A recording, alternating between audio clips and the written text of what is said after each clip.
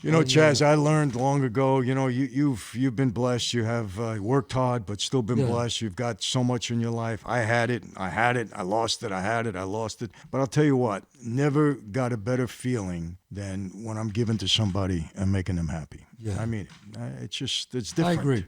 Just different. It's just different. To make people happy makes me happy. Hey everyone, welcome to another episode of the Chazz Palminteri, Michael Franzese show with the Wise Chazz Palminteri and the Wise guy. Michael Franzese. See, you got them both this time. We got it, Michael. Anyway, it's great to be back. As you can see, we're in Chazz's studio, so I'm all the way over here in New York, and we're going back and forth on this. What could be better than this? We're on two coasts. We're in California and New York. Right. The two bookends, two most liberal states in the country, I think. And that's where we are. That's where we are right And we're now. going to be back with our book, The Best Advice Ever Given. We're going to get into Machiavelli on another episode. People have been asking for Machiavelli. But let's do with some of these, Michael. I believe that love cannot be bought except with love. John Steinbeck wrote that. I believe that love cannot be bought except with love. Obviously, Steinbeck never went to a hooker. I'm just kidding. Okay. Yeah. Well, that's true. Obviously, he never saw no hookers. Okay. I like that, Jim. I shouldn't say that. That's terrible. Okay, go ahead. But it's real. But it's real. For some guys, anyway. You ever notice these guys, they're married and they leave their wife, and you go, who'd you leave your wife for? They go, well, I met this stripper. You left your wife for a stripper? I know. I'm like, we used to have a saying when I grew up. If you fall in love with a stripper, somebody's dying. We don't know who, but somebody's dying. You, her ex, your ex, a stranger, somebody's dying. Yeah. I mean, come on, man. And you would say to the guy, you leave your wife for a stripper? What are you, crazy?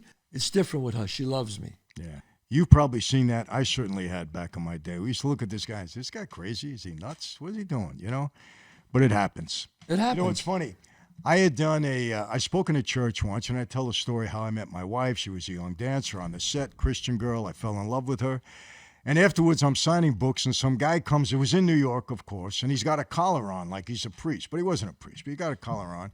He comes up to me with a Brooklyn accent. He says, hey, Mike, I got the same story as you. I said, really? Yeah. He said, I fell in love with a woman, too. He said, yeah. Who was she? He said, she was a pole dancer.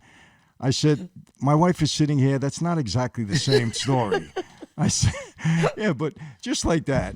And what do people think sometimes? Well, you know what? It's fascinating to me how dumb people are. I got the same story as you. No, your wife was a stripper. My wife was a real dancer. That's the difference. I mean, not putting down strippers. Hey, some of my best friends are strippers. I know. Say, look, they're great. I mean, I did a movie about strippers. You guys should check out the movie.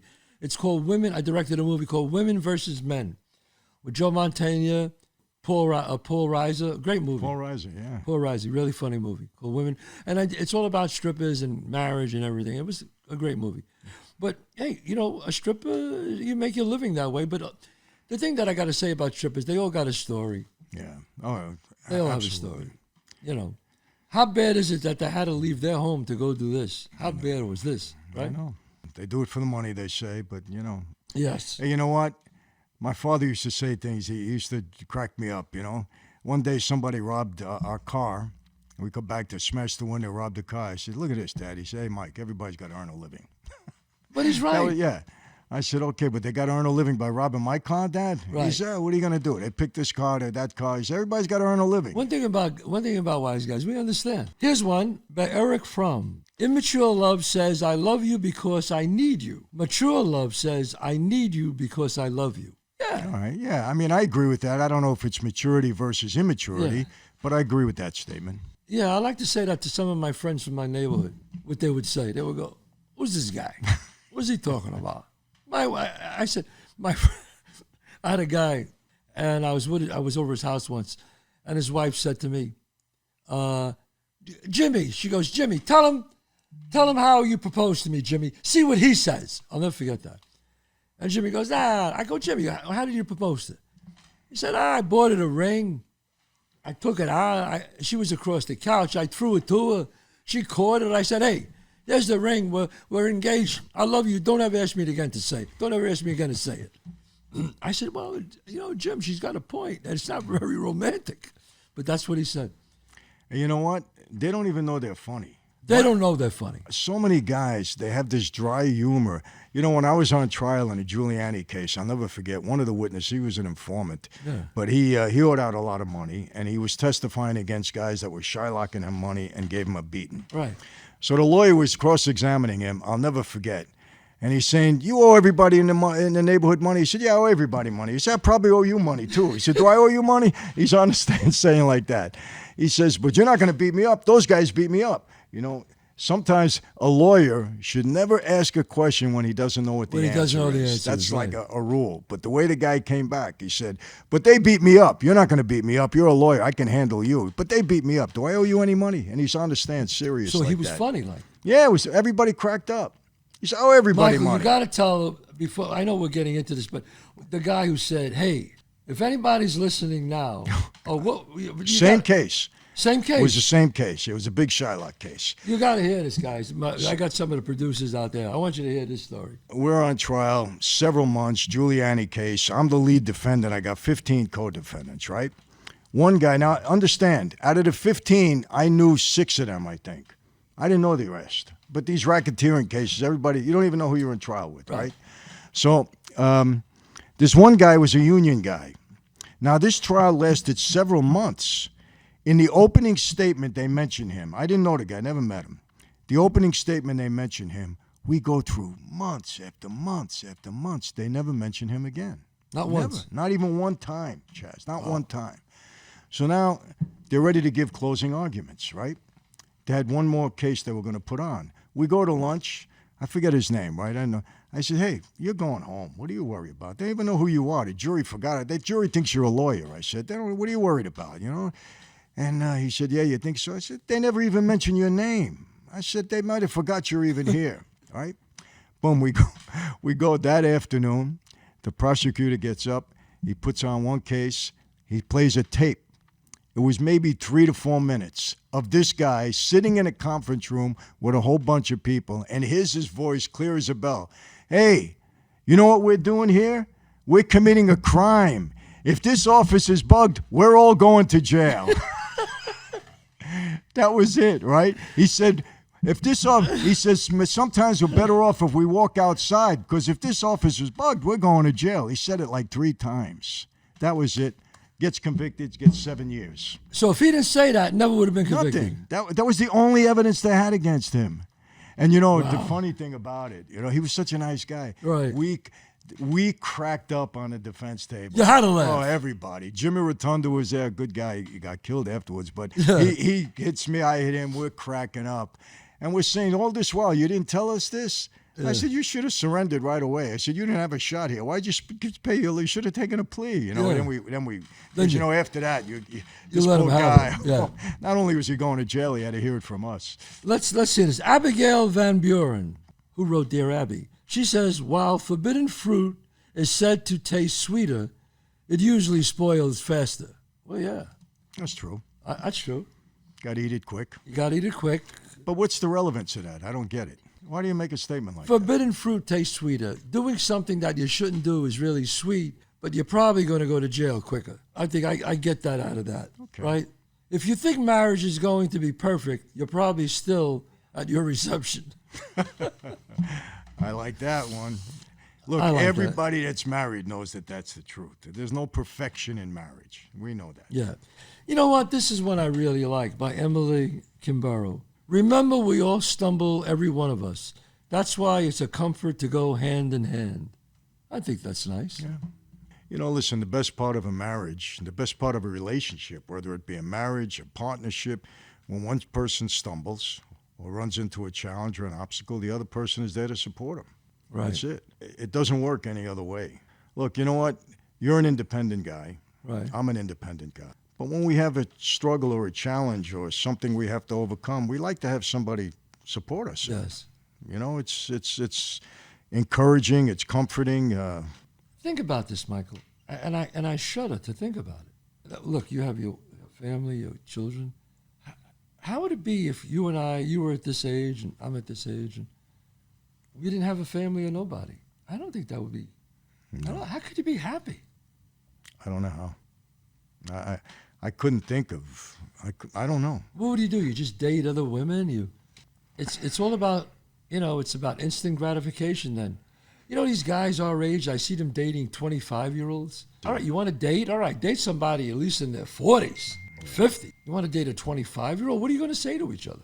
I don't know. I remember when I was like 32 or 33, I dated a girl and she said, "Oh, how's your?" She was young. I was 32. She was maybe 21. Terrible. And she said to me, "That's the age of me and my wife, by the way." Well, I know. Imagine that. She was like 21. Oh yeah. Well, my wife. My wife was 24 when I met her. But anyway, but we did the right thing. Yeah, right? of course. We did the right thing. Well, we married the right woman. We married the right woman. It was a good point, and I can't remember what it was now. I forgot. I totally blitzed out. But I remember now. And we were talking about music. And I grew up in the 60s. And she said to me, she goes, "You like music?" I said, "Yeah, I love music." She goes, "I love Bon Jovi, but early Bon Jovi." I go, "Early Bon Jovi? What is that, 80s? What are we talking about here?" Bon Jovi's Bon Jovi, yeah. Yeah. But to me, it was like early Bon Jovi. Yeah. I love Bon Jovi, but early Bon Jovi, let's talk about the Beatles, the early Beatles. That's right. Different music from when they... Different music. Oh, yeah, totally different. Music. So I can't understand these guys that are our age that date 25-year-old girls. I don't get it. First of all, our daughters are this old. I mean, I can't. Yeah, it wouldn't. I it don't wouldn't feel right right about it. No, it wouldn't feel right. But a wise guy, not a wise guy, streetwise guy, but a Jewish guy once told me, he said, "Michael, always remember this in life. It takes all kind of vegetables to make vegetable soup." In other words, you just can't understand how some people think and why they do things and how they act. And it was a very wise thing he said. He said, "That's life. That's life." Yeah, you never know what's going to be in the bowl. Another wise guy said to me, "You'll always find a toilet seat for an ass. There's always one there." We used to say that when we used to go to auctions to buy cars. Hey, there's an ass for every seat. Buy the car if it's cheap. And you know what? It was always right. We always sold every car. You did. Oh, always. An ass for every seat. There's an ass for every seat. Wow. Toilet seat too. Who do you think said this? "Friendship is not something you learn in school, but if you haven't learned the meaning of friendship, you really haven't learned anything at all." Muhammad Ali said that. I met Muhammad Ali. In fact, there's his boxing gloves right there. He gave me a pair of boxing gloves signed by him. Yeah. Well, I'll tell you, I had, when I had the rap party where when we wrapped a movie that I met my wife on, Muhammad Ali was there. Wow. Yeah, was he okay at that time? Or? Yeah, he was good. Yeah. And boy, what charisma he had. Charisma. Wow. Wow, right? Yeah, he was special. You could see why he was who he was. Oh, absolutely.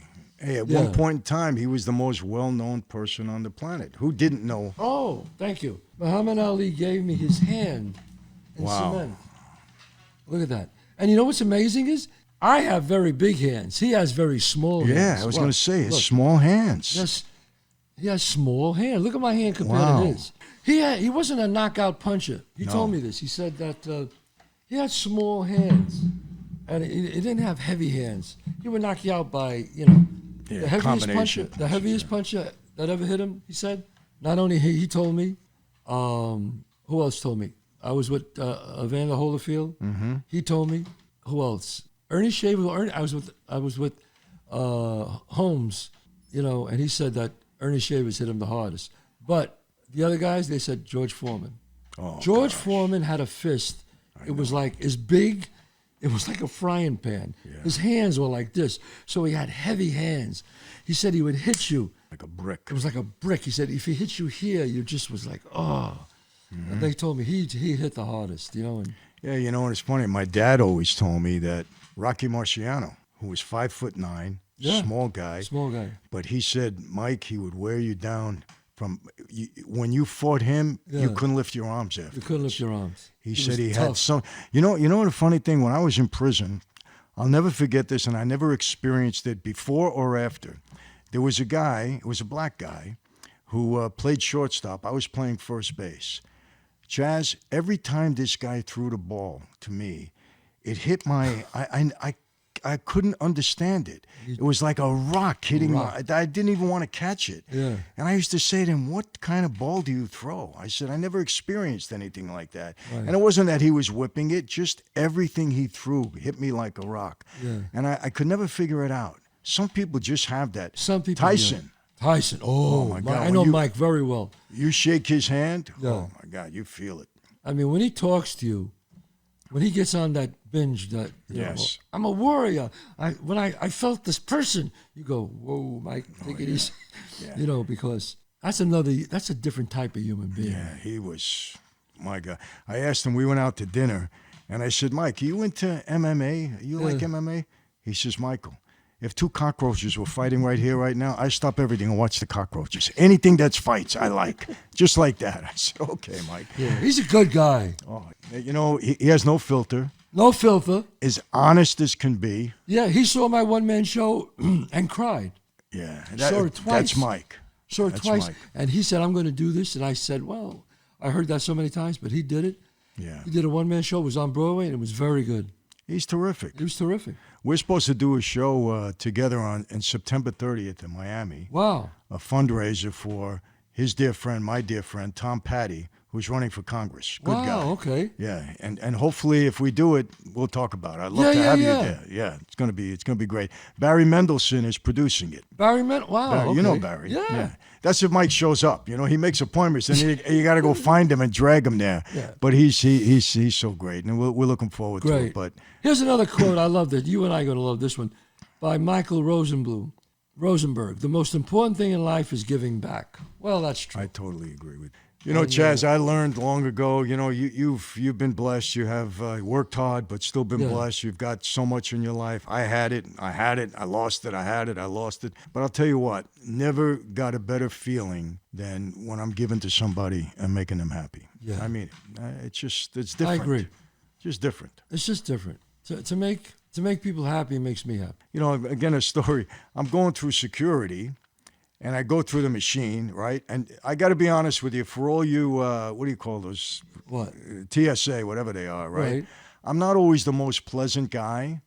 It's just sometimes with the government, you know, come on. I brought this bag through 7 times, you never checked it. Today you're checking it, why? You know, I mean, things like that. I said, why do you do that? So I'm not always the most pleasant, but I get through the machine, and a guy looks at me, he recognizes me, he watches me on YouTube, right?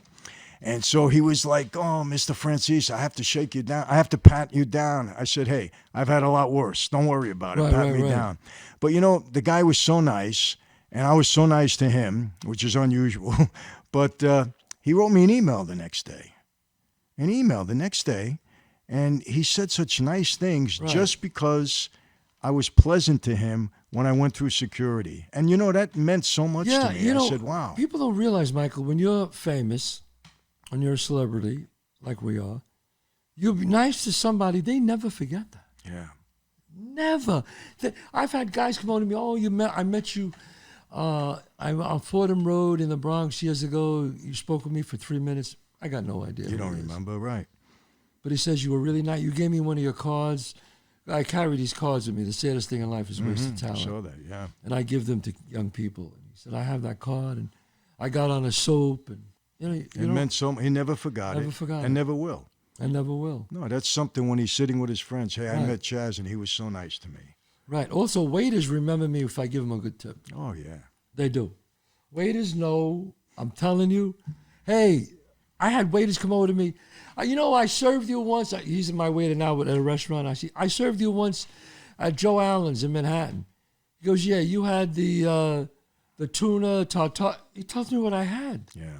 He goes, you gave me a great tip. I said, great. Oh, I'm glad I did. Absolutely. And the opposite of that, they remember you if you don't give them a good tip. Because I've been in places when, I noticed a guy that was, I'm not going to mention name, was a star athlete or whatever. And I'll ask the waiter, I said, so-and-so, I want to send him a drink. He said, don't send him a drink. It's the cheapest guy in the world. Just like that. They remember right away because they wouldn't leave him a tip. And I know athletes that do very well. They don't even leave a tip. I don't understand that. I don't get it either. Because the money means more to that person than it means to me. Give them an extra 20. That means a lot to them. It means a lot, yeah. It really does. And it's almost like Today, they look at it as you're respecting them. You appreciate what they did. I mean it. I think they take it that way. Wow. Here's a guy who I really like, Oscar Wilde. I've always liked Oscar great. Wilde. Talented. He said, laughter is not at all a bad beginning for a friendship, and it is far the best ending for one. I don't know about that. He never spoke to a wise guy. I can tell you that. You better not laugh at a guy. You better not laugh at a wise guy. That will be your ending. That'll be your ending. The one thing about wise guys, and it's the same thing with street guys, whether they be, gangbangers, black, white, Asian. Isn't it true, Michael? The one thing you can't do, disrespect them. Am I right or wrong? Absolutely right. Respect is a They have a huge thing about respect. Because I guess in the street, that's all you got. And I'm going to tell you this, it's the reverse in prison. Not the reverse, but let me explain the difference. Yes, you take that oath, you're supposed to be respected. That's it. We have a life, allegedly, of respect, right? Don't cross that line with anybody. It's serious. You go into prison, I seen a different dynamic. All these guys that never got respect on the street want all the respect in prison. They act differently. I'll give you an example. My dad told me, he's very smart. He says, Michael, you're going to jail. I'm going to give you 3 things that are going to make your time go easy. I said, what's that? He says, 3 words. Please, thank you, excuse me. He says, you bump into somebody, excuse me. He said, you want to cut in on somebody in a line? Please, do you mind if I cut in? Somebody hands you, thank you very much. He said, and he told me, he says, Mike, all these guys in here, they never got a dime of respect on the street. They want it all in there. They want to show their skin. So I'm on a perfect example of that. I'm on the chow line. In prison, everything is hurry up and wait. You're on the line, whatever. I'm on the line. Some guy cuts in front of another guy. Guy says, hey, I was here. He says, get back. I'm with my friend. I said, don't worry about it. One guy ahead of you. What's the big deal? He said, but that's my spot. Go in the back. Don't worry about it. Guy leaves, comes back 10 minutes later with one of those mop wringers, those heavy steel mop wringers. They're heavy, right?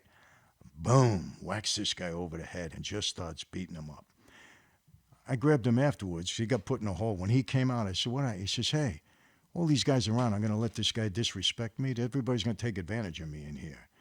And in a way, he'd have to be that drastic, but in a way I got it. Because people look down on you in there if you allow somebody to disrespect you. So it's a different kind of respect. But I don't know what the meaning of all that was, but it was just when you say respect, and I always think of these things. Wow, that's a good term, but they never had respect, but they want it in there. They want it in there. That's interesting. All right, well, that's the end of this episode. That's it. So I got to tell you, this was a great episode of Franzese and Palminteri. It's the wise and the wise guy. And the wise guy. And I'm having a great time doing it. We'll see you next week. We got more Machiavelli. We got more of the best advice ever given. The 48 Laws of Power. But we'll talk to you next week. Come on, subscribe to our channel. Get on, and we'll talk to you then. Bye.